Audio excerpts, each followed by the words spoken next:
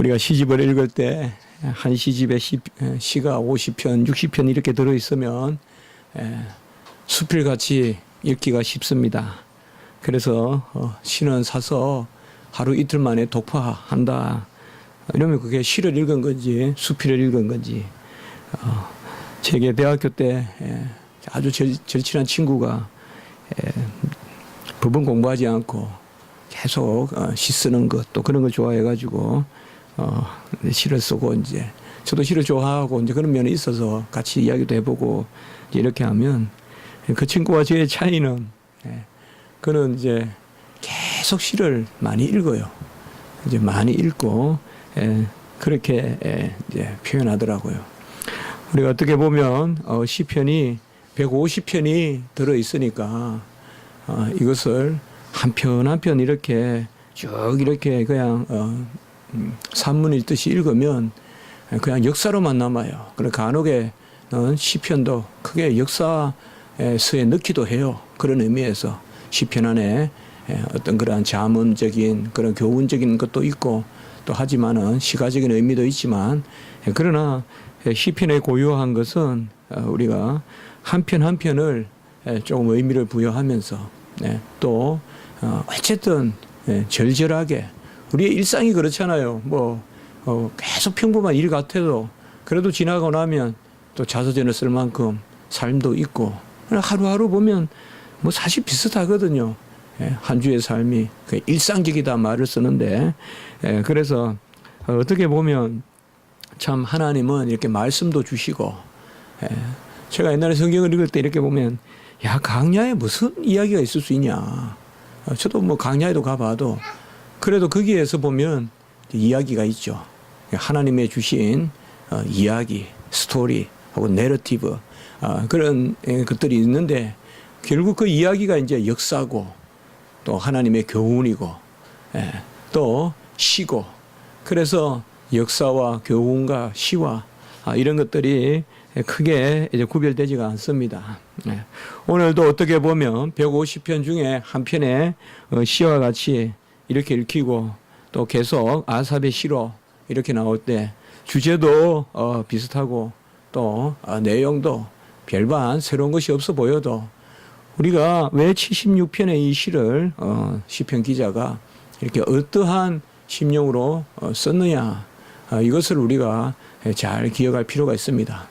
지난 주간에 설교 때 제가 묵시라 바로 미가에게 주시는 사마리아와 예루살렘을 향한 묵시라라고 했을 때 그게 제1절 미가서 1장 1절에 그 묵시라라는 말을 잘 새겨야 미가서가 읽힌다.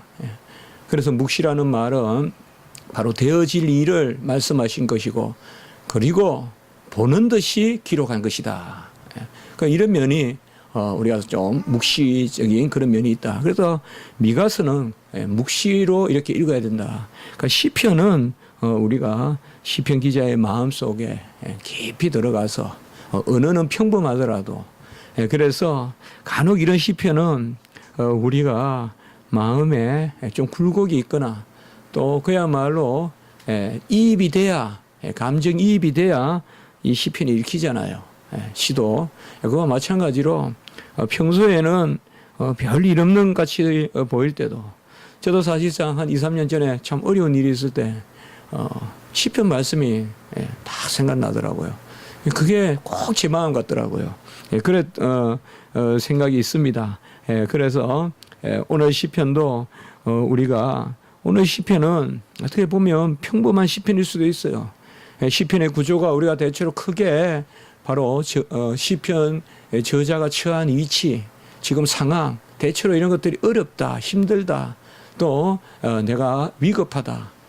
그 가운데서 이제 하나님의 어떠하심을 찾고 그리고 하나님께 기도하고 그리고 기도를 하되 이미 된 줄 알고 감사하는 서원. 오늘도 보면 11장에 보면 너희 하나님께 서원하고 갚으라. 이 서원이라는 것은 다른 것이 아니라 이미 된 줄 알고 감사하는 그런 맹세예요. 그러니까 보통 우리는 감사를 과거의 일에 대한 감사 이렇게 생각하는데 서원이란 것은 사실상 시간을 초월한 하나님의 행사에 대한 감사라고 볼 수 있어요. 그러니까 되어질 일에 대한 지금의 감사예요. 그것이 서원이에요. 그렇게 하지 않으면 헛맹세예요. 그것은. 결국 하나님이 하신다는 데 대한 나의 지금 감사, 이게 서원이기 때문에 미래에 내가 무슨 자질이 있어가지고 하나님이 뭐 나를 출중하게 세워서 무슨 일을 이루시면 그것으로 인하여 감사하고 지금 감사하겠습니다. 이렇게 하면 그건 헛맹세예요. 헛맹세와 하나님이 받으시는 서원, 서원의 차이는 바로 누가 하느냐? 하나님이 하신다 하면. 하나님이 하시면 또 하나님이 하신 줄 믿고 지금 내가 구한다. 이런 것이 바로 서원입니다. 오늘도 보면 많은 시편에 우리가 서원이란 말이 나오기도 하고 나오지 않기도 하지만은 크게 세 구조, 다시 말씀을 드리면 우리의 형편이 어떻다는 것을 토로하는, 다분히 외적 형편 또 내적 형편, 우리 심령의 어떠함, 이게 시편의 가장 중요한 부분이고, 그리고 그 다음에 하나님은 어떠하시다는 것, 이걸 꼭 시편에서 우리가 자주 찾아볼 수 있어요. 그러니까 내 모습이 어떻고, 시라는 게 항상 그렇잖아요. 나의 정서 이런 걸 표현하잖아요. 나의 형편. 그렇고 하나님이 어떠신가. 결국 하나님과 어느 시편 기자를 연결시켜야 그게 하나님께 하나님의 계시로서의 시편이니까 하나님은 어떠하신가. 그리고 이제 세 번째 하나님께 간구하고 꼭 기도가 있고, 그리고 우리가 빠뜨릴 수 없는 것은 어떻게 보면 우리가 시편을 계속 매주 보면서 미리 감사하는 그러한 서원이 있다. 그 사실상 어떻게 보면 우리 성도의 감사는 항상 감사라고 했는데, 항상 감사는 미리 감사하는 심령이 아니고서야 항상 감사할 수 없어요. 어떤 과거의 일에 대한 분석, 그 이후에 따르는 감사라면 그건 항상 감사할 수 없어요. 이미 하나님의 어떠하심에 하나님에 대한 감사가 흘러 들어가 있는 거예요. 하나님은 나를 항상 사랑하시고 하나님은 나를 사랑하시기에 충실하시고, 오늘 시편도 바로 크게는 그러한 구조를 취하고 있고, 특별히 오늘 시편에서 우리가 좀 생각해 볼 수 있는 것은 바로 하나님께서 이스라엘과 바로 북왕국 이스라엘과 남왕국 그러한 유다를 함께 묶으셔서 사랑하시는 그것을 우리가 한번 생각해 볼 수가 있습니다. 대체로 본 시편이 언제 쓰여졌느냐 하는 이런 부분에 대해서 후기에 쓰여졌다. 언제? 바로 열왕기하 19장에 아수르가 이제 아수르의 그 사내립 쳐들어와서 바로 그때 히스기야가 기도하고 그때 하나님이 이제 그 기도를 들으시고 여호와의 사자를 보내셔서 군사 18만 5천 명을 이제 죽이지 않습니까? 우리가 최근 설교에 몇 차례 이 부분을 말씀을 드리게 됐었는데요.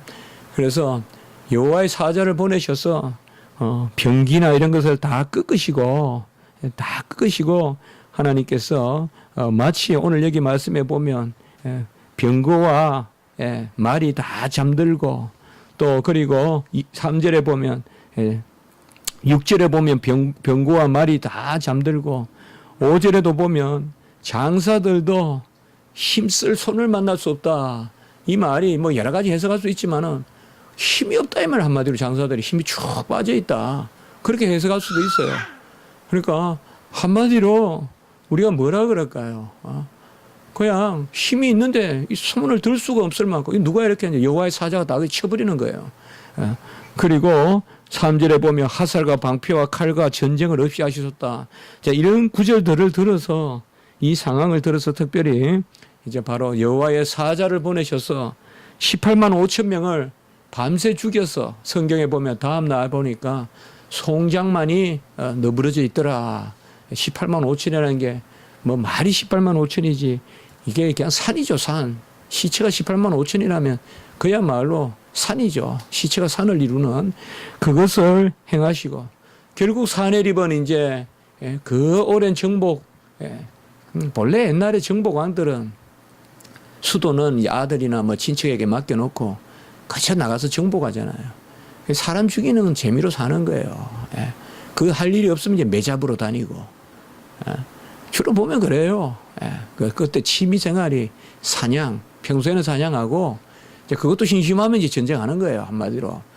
그래서 이 사내립도 쫙 전쟁을 다니다가 알렉산드리아도 뭐 일찌감치 거병해서 출병해가지고 마게도냐는 얼마 살지 않았잖아요. 계속 전쟁하고 다니다가 결국 에지에서 죽잖아요.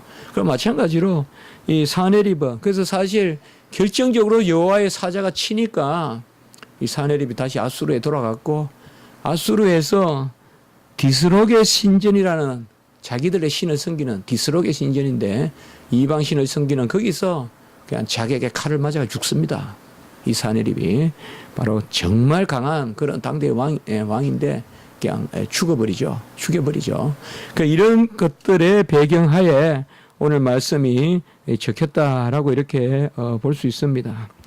역사상 하나님은 자기 자신을 드러내시고 기적과 기사를 행하십니다. 언제 이런 기적이 있을까, 언제 이런 기사가 있을까 하지만은 우리의 삶이 돌이켜보면 다 이러한 기적의 삶이요 하나님이 지키시는 삶입니다. 적에게서 건지시고 자신의 백성들을 광야에서 지키십니다. 하나님은 한 분이시고 하나님의 통치도 하나이기 때문에 하나님의 왕국도 하나입니다.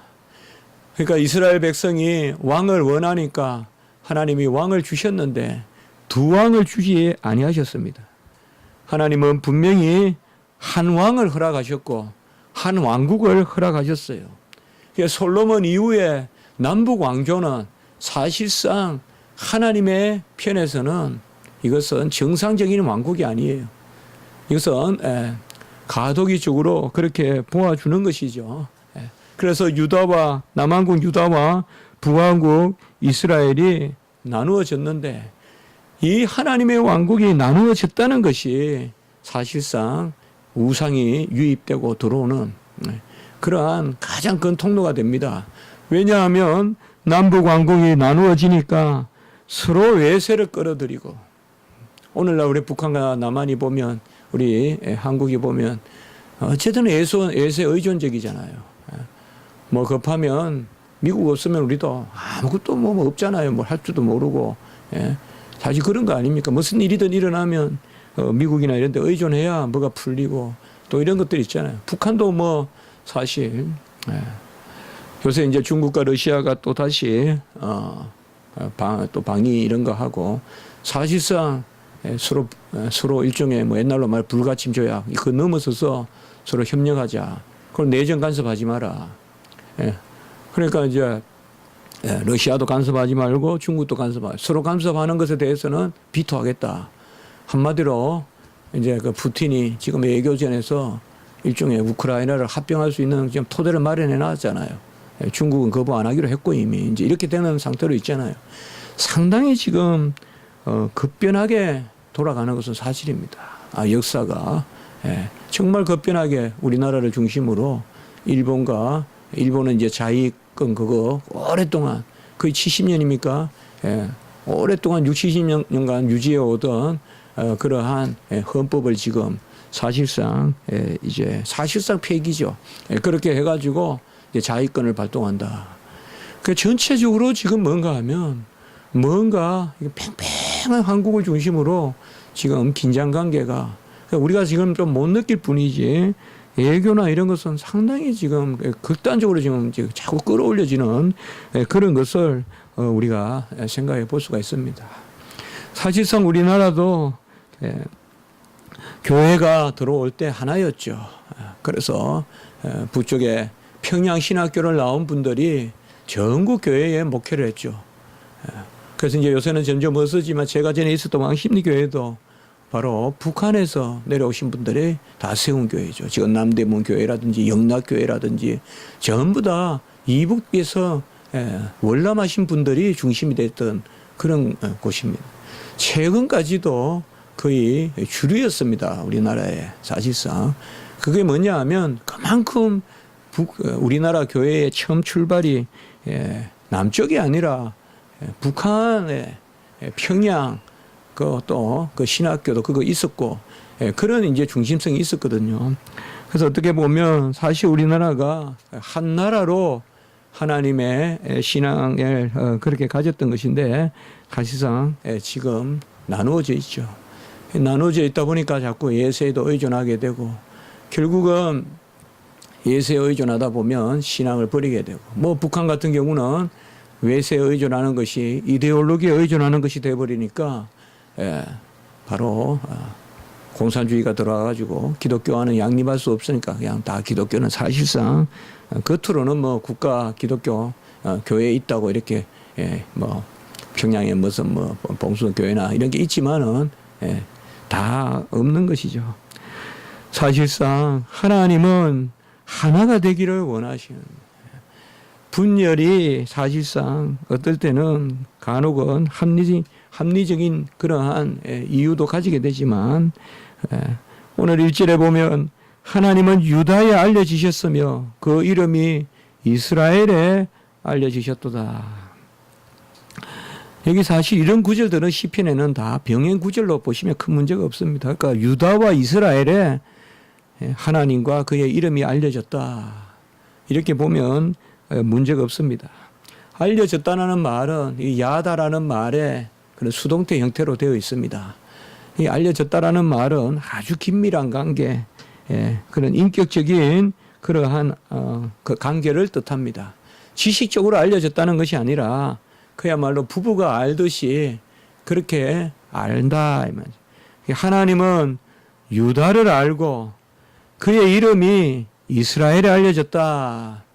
여기 사실상 이거는 어떻게 보나 이거 오역이에요. 지금 옛날 성경으로 그냥 두어야 되는데 이 성경 번역하다 좋으셨는지 이게 그 이름이 크도다 해야 돼요. 그 이름이 크도다. 그래서 그 셴하고 가돌이라고 여기 히브리어로 그렇게 돼 있어요 분명히. 그러니까 쉐머카 가돌 이렇게 됩니까? 그의 이름이 크다 이 말이에요. 주의 이름이 크다. 그 어느 성경을 뭐 우리가 킹제임스 번역 NIV나 또 우리 불게타 성경 제가 다 살펴봐도 이건 성경 번역에 좀 문제가 있어요. 그래서 전혀 성경이 맞아요. 옛날 성경이.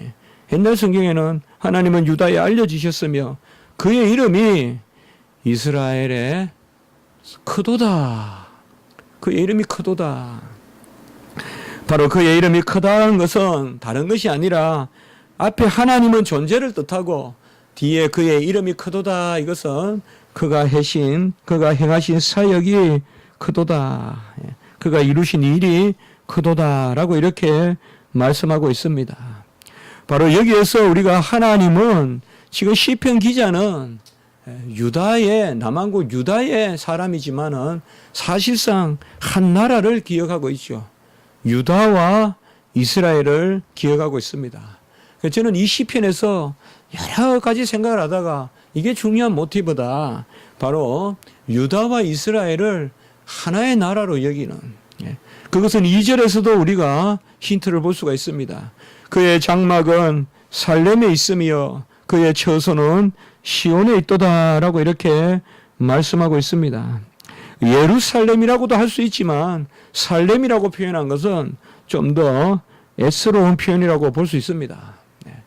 여기에 장막이라는 것도 사실상 우리가 1절에 비추어서 알려진다라는 표현과 함께 본다면 부부가 거하는 처소 그렇게 연결해서 볼 수도 있어요. 결국 시라고 봤을 때 바로 하나님은 유다에게 이스라엘에게 남편이 아내를 알듯이 아내가 남편을 알듯이 알려주셨고 그리고 남편이 아내를 위하여 일하듯이 그의 일이 크고 그 이름이 크단 말은 그가 행하신 일이 크고 1절에 그의 장막은 살렘에 있으며 여기 장막은 바로 처소 그 뒤에 처소의 방이죠 방. 그러니까 그 뒤에 보면 그의 처소는 시온에 있도다. 이래서 나눠서 읽을 필요가 없단 말이에요. 다 같이 그의 처소와 장막이 시온의 살렘에 있도다. 이렇게 보면 우리가 문제가 없습니다.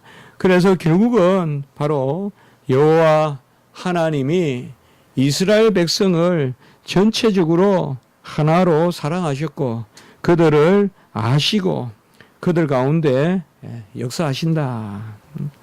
그 장막은 은밀한 그러한 임재를 뜻하고 처소는 그의 터전을 의미합니다. 그래서 이스라엘 하나님이 그의 터를 주시고 은밀히 임재하시는, 바로 오늘날로 말하면 교회를 이야기합니다. 칼빈의 주석을 보니까 여기서 바로 장막과 처소는 교회를 의미한다고 볼 것이며, 교회는 하나님의 영광이 상영되는 극장이다, 드러난 극장이다, 이렇게 주석한 것을 볼 수가 있어요. 보통 우리가 칼빈의 극장이다 하면 일반 계시, 피조물 이럴 때 많이 쓰는 그런 은유인데, 여기서는 교회는 하나님의 영광이 상영되는 그런 특별한 극장이다, 이렇게 표현되어 있는 것을 볼 수가 있습니다. 궁극적으로 이스라엘이든 유다든 하나님은 오늘날 교회 안에서, 교회를 통하여서 또 틀을 잡으시고 그 반석에 교회를 세우시고, 그리고 그곳에 임재하셔서 우리를 붙드시고 자기 자신의 어떠하심을 드러내신다. 이것이 바로 오늘 할 말씀인 것입니다. 우리는 하나됨을 힘써야 되고, 하나님은 어쨌든 농부가 씨를 뿌릴 때는 다른 밭을 기웃거리지 않습니다. 씨를 뿌리면 그 씨가 좀 못 자라도 내 씨인 줄 알고 가꿉니다. 옆집에 벼가 잘 자랐다고 시기하고 질투하지 않습니다. 하나님이 한 씨로 뿌린 백성은 함께 여물어 가야 되고 한 밭에서 자라야 됩니다. 그런 면에서 저는 통일에 대한 그러한 우리의 염원이 있어야 된다고 봅니다. 오늘 사실 연길에서 목사님이 오셔서 예배 참석하려고 하셨는데 사정이 있어서 못 오시는데, 정말 오늘 말씀을 통해서 제가 그런 부분도 좀 하나님이 주시는 말씀 같아요. 교회는 서로 하나 되고 교회는 서로 함께 뭉쳐야 됩니다.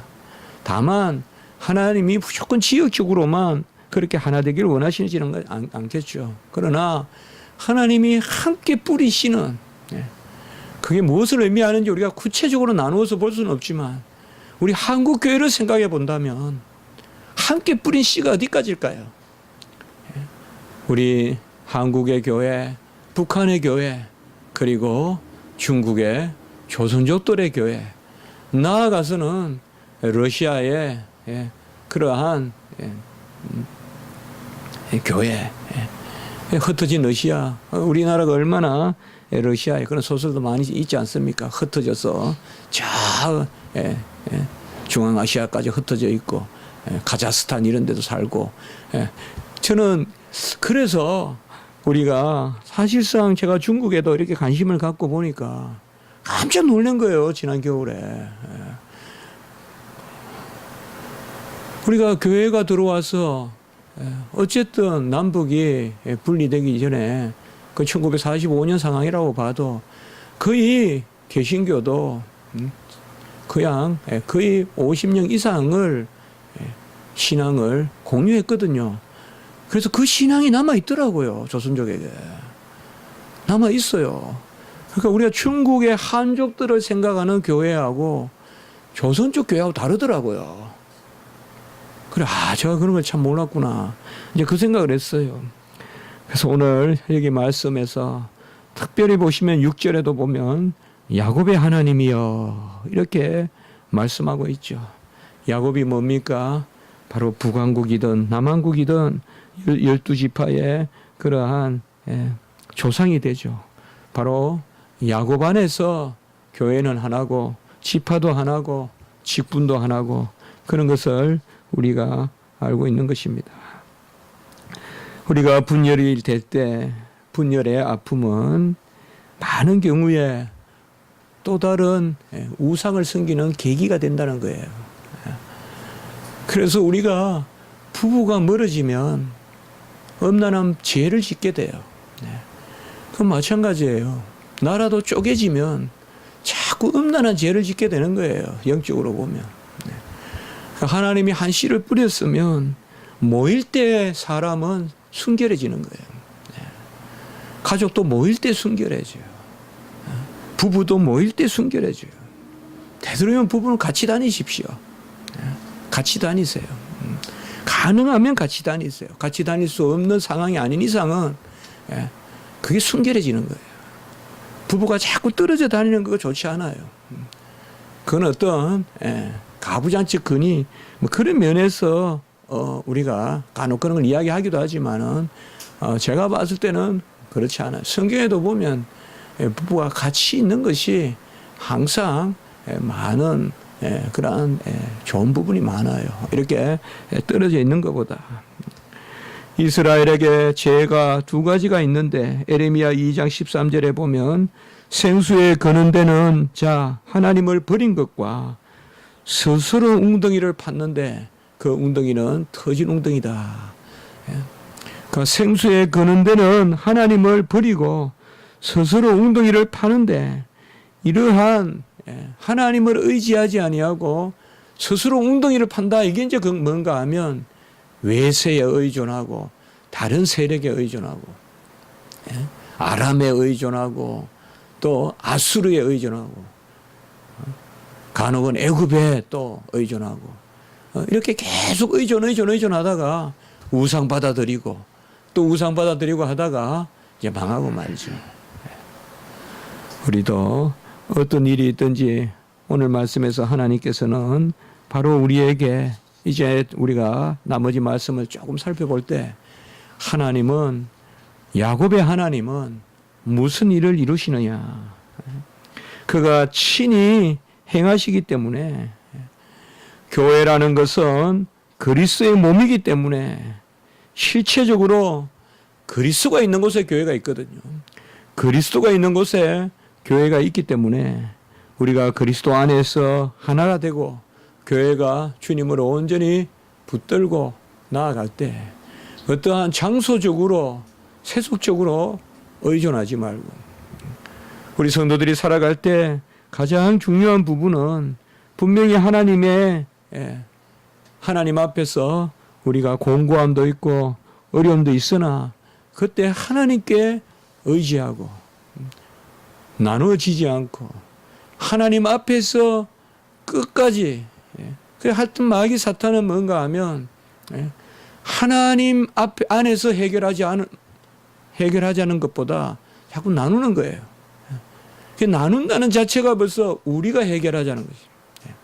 우리가 해결하자는 마음이 있으니까 네가 옳다 내가 옳다 하면서 나누는 경향이 있다 이 말이죠. 우리 한국 교회도 분열이 얼마나 많았습니까?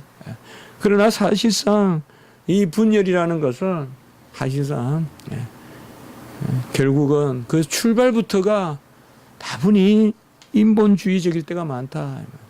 항상 교회는 더 순수하기 위하여 분열되는 경향이 있어요. 명분은 항상 그래요. 이번에 무슨 교회가 있다, 기존 교회가 있다. 기존 교회가 못한다. 그래서 우리는 순수한 교회를 지향한다. 순수한 교회를 지향한다. 그렇게 해서 항상 순결을 내서 교회 소위 순결을 내세우면서 신앙의 순결을 내세우면서 교회는 소위 마이너리티 처치, 소수 교회가 되는 경향이 있어요. 그러나 그것조차도 많은 경우에 우리가 그것을 그대로 장소적으로 액면 그대로 받아서는 안 된다. 하나님은 한 분이시기 때문에 사실상 어떤 경우든 하나님 안에서 우리가 함께 회개하고 함께 돌이키고 함께 나아가야 된다. 오늘 3절에 보면 거기에는 화살과 방패와 칼과 전쟁을 없이 하셨도다. 지금 거기라는 말은 시온의 장막이 살렘에 있고 처소가 시온에 있는데 이것은 오늘날로 말하면 교회죠. 그래서 하나님 나라의 임재, 교회에는 악한 근세가 힘을 못 쓴다. 이렇게 말씀하고 있습니다. 여기에 무기를 깨뜨려 버리시는 화살과 방패와 칼과 전쟁을 없이 하셨다는 것은 아예 적을 제압하셨다는 것이에요. 우리는 많은 경우에 나는 평화롭다 하지만은 우리 오늘 말씀에 비추어 보면 이렇게도 생각할 수 있어야 돼요.